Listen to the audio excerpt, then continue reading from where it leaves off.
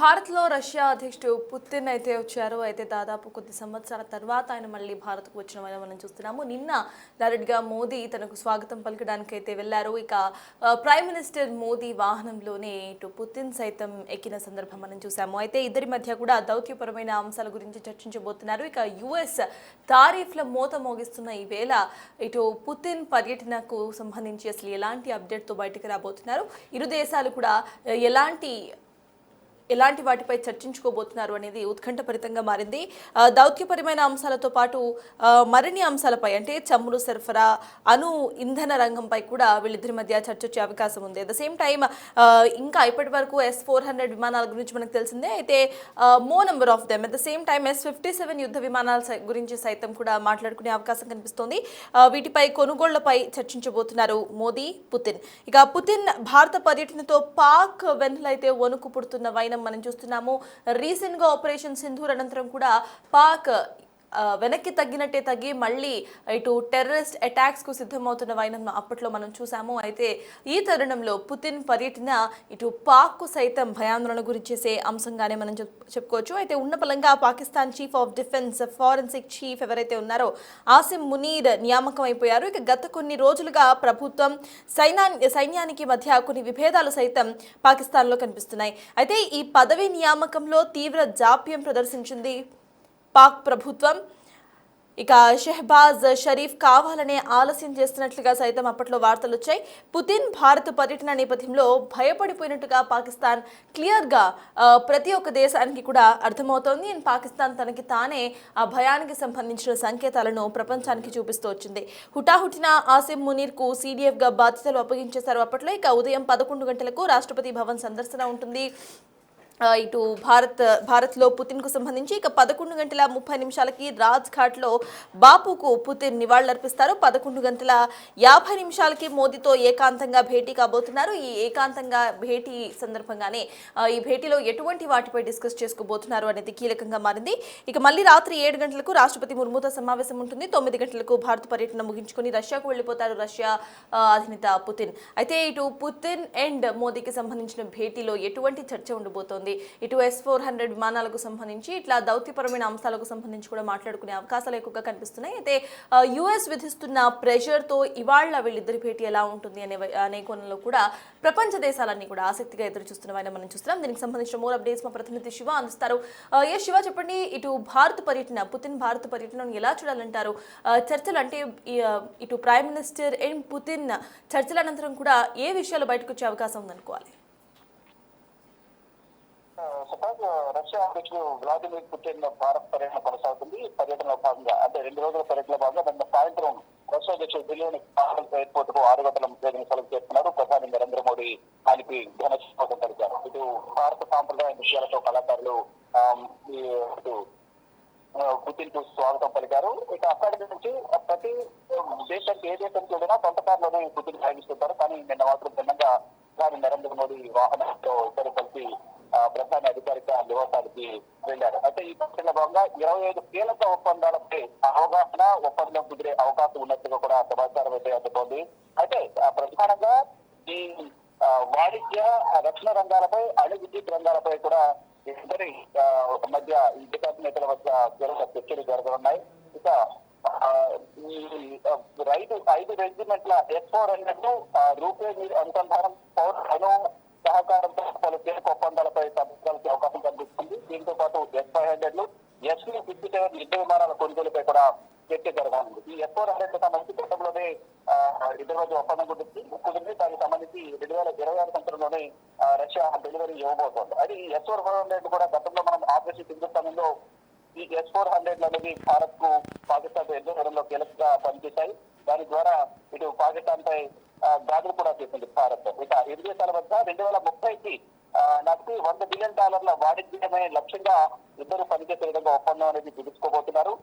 భారత రక్షణకు సహకారం అందిస్తామంటూ కూడా నిన్న రక్షణ శాఖ మంత్రి, రష్యా రక్షణ శాఖ మంత్రి భారత రక్షణ శాఖ మంత్రితో కూడా సమావేశం జరిగింది. ఇద్దరి మధ్య కూడా రక్షణ రంగానికి సంబంధించి ఒక అవగాహన కూడా కుదిరింది. ఇక నిన్న భారత్ చేరుకున్న పుతిన్ తన అధికారిక నివాసానికి తీసుకెళ్లి అక్కడ ఇండియా ఎయిర్పోర్ట్ ఇద్దరి మధ్య కొన్ని కీలక చర్చలు కూడా జరిగాయి. ఇక ఈ రోజు ఉదయం 11 గంటలకు రాష్ట్రపతి భవన్ లో త్రివిధ దళాల గౌరవ వందనాన్ని పుతిన్ స్వీకరిస్తారు. 11:30 మహాత్మా గాంధీ సమాధి రాజ్ ఘాట్ పేరుకుని అక్కడ నివాళులు అర్పిస్తారు. తర్వాత 11:50 హైదరాబాద్ హౌస్ లోని ఇండియా దగ్గర ఉన్న హైదరాబాద్ హౌస్ ఏదైతుందో ఆ హౌస్ లో ఇండియా రష్యా 23వ వార్షిక శిఖరాగ్ర సమావేశంలో అలాగే ప్రధాని నరేంద్ర మోడీ పాల్గొంటారు. అక్కడ కూడా కీలక చర్చలు జరగనున్నాయి. మొత్తం 2 గంటల పాటు ఈ సమావేశం సాగుతుంది. ఇరు దేశాల మధ్య రక్షణ సంబంధాలు బలోపేతం చేయడం, బయటి ఒత్తిళ్ల నుంచి ఇరు దేశాల వాణిజ్యాన్ని కాపాడటం, పౌర అణు ఇంధన సహకారం, ఎరువుల రంగంలో సహకారం పెంపొందించుకోవడం, యూరోపియన్ ఎకనామిక్ యూనియన్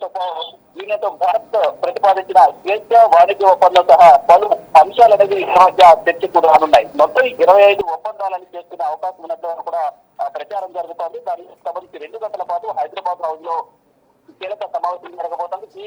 ఈ సమావేశంలో రష్యాకు చెందిన 7 మంత్రులు కూడా పాల్గొనబోతున్నారు. పెద్ద ఎత్తున ముడి చమురు కొనుగోలు చేస్తున్న నేపథ్యంలో పెరిగిపోతున్న వాణిజ్య లోటు ఏదైతుందో భారత్ లో ఈ భేటీలో ప్రధానంగా ప్రస్తావించే అవకాశం అయితే కనిపిస్తుంది. ఎక్కువగా రష్యా నుంచి మనం దాదాపు సంవత్సరానికి లక్షల కోట్లు, అంటే దాదాపు 5.8 లక్షల కోట్ల వరకు కూడా దిగుమతి చేస్తున్నాం. రష్యాకు సంబంధించిన అన్ని వస్తువులు కానీ, చమురు కానీ, ఇతర అనేక ముడి పదార్థాలు కూడా మనం దిగుమతి చేసుకుంటున్నాం. కానీ భారత్ నుంచి ఎగుమతి అనేది దాదాపు 45,000 కోట్లకు, అంటే 1,00,000 కోట్లు కూడా లేదు. దాన్ని పెంచాలి అనేది ప్రధానంగా ఈ సమావేశంలో చర్చించే అవకాశం అయితే ప్రధానంగా కనిపిస్తా ఉంది. ఈ శిఖరాగ్ర సమావేశంలో 25 ఒప్పందాలతో పాటు వాణిజ్య పరంగా కూడా బలోపేతం 100 బిలియన్లు 2030 నాటికి $100 బిలియన్ లక్ష్యంగా ఇద్దరి మధ్య బంధం ఉండాలి, ఆ విధంగా పనిచేయాలనేది ఒక ఒప్పందం కుదుర్చుకోబోతున్నారు. కానీ రష్యా నుంచి మనం దిగుమతి చేసుకునే వస్తువులు మొత్తం వాల్యూ అంతా కూడా 5,80,000 కోట్ల వరకు కూడా 80,000 కోట్ల వరకు కూడా మనం దిగుమతి చేసుకుంటుంటే ఎగుమతి మాత్రం 45,000 కోట్ల వరకు, రష్యా మాత్రం 45,000 కోట్ల వరకు మాత్రమే మన వస్తువులు కానీ, మనకు సంబంధించిన అనేక వాణిజ్య రంగాలకు సంబంధించిన వస్తువులు కానీ దిగుమతి చేసుకుంటుంది. కానీ దీనికి కొంచెం పెంచాలి. మనం ఏదైతే 5 లక్షల కోట్ల వరకు వారికి ఇన్కమ్ ఇస్తున్నామో మనకు కూడా అదే విధంగా ఇన్కమ్ వచ్చేలాగా చర్చలు ఈ సమావేశంలో జరగబోతున్నట్లుగా కూడా తెలుస్తోంది. మొత్తం 4 సంవత్సరాల తర్వాత పుతిన్ భారత్ కు వచ్చారు కాబట్టి ఇద్దరి మధ్య ఒకవైపు భారత్ పైన అమెరికా విధిస్తున్న సుంకాల నేపథ్యంలో ఈ భేటీ కూడా అత్యంత ప్రాధాన్యత సంతరించుకుంది. 50% టారిఫ్ విధించారు ట్రంప్. దానికి సంబంధించి ఎక్కడైతే రష్యాలో చమురు కొనుగోలు చేస్తున్నారో దాన్ని కొనుగోలు చేయడం ద్వారా మీకు మరింత టారిఫ్ విధించే అవకాశం ఉన్నట్టు కూడా వార్నింగ్ ఇచ్చారు. ఇచ్చిన వార్నింగ్ ప్రకారమే 50% టారిఫ్ విధించారు. ఇప్పుడైతే సేమ్ టైం ఇద్దరు కూడా కలిశారు కాబట్టి ఫర్దర్ గా ట్రంప్ ఎటువంటి నిర్ణయాలు తీసుకుంటారని చూడాల్సి ఉంది. కానీ దేశ ప్రయోజనాల కోసం మేము ముందడుగు వేస్తాం, వెనక్కి తగ్గమంతా కూడా భారత ప్రభుత్వం గతంలోనే ట్రంప్ హెచ్చరికలను పట్టించుకోకుండా ముందుకు కొనసాగింది. రష్యా దగ్గర చమురు కొనుగోలు చేస్తామని చెప్పింది. ఇప్పుడు ఎట్ ద సేమ్ టైం అక్కడ అగ్రదేశాన్ని వ్యతిరేకించాం కాబట్టి మనకి కూడా ఇన్కమ్ అనేది పెరగాలి. ఈ నేపథ్యంలోనే ఆ ఇన్కమ్ సంబంధించి కూడా ఇద్దరి మధ్య ఒక అవగాహన ఒప్పందం కూడా కుదిరే అవకాశం కనిపిస్తుంది. అంటే దాదాపు 5 లక్షల కోట్లు ఎక్స్ట్రా ఇన్కమ్ అనేది రష్యాకు వెళ్తుంది. మనకు కేవలం 45,000 కోట్ల వరకు మాత్రమే ఇన్కమ్ వస్తుంది అనేది ప్రధానంగా మనకు వచ్చిన గణాంకాల ప్రకారం తెలుస్తోంది.